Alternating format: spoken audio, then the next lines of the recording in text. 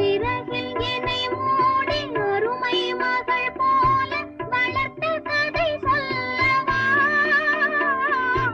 கனவில் நினையாத காலம் இடை வந்து பிரித்த கதை சொல்லவா?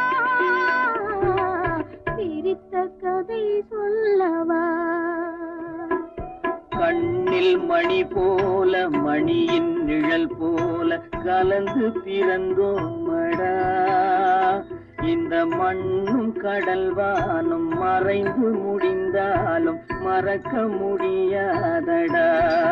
உறவை பிரிக்க முடியாதடா.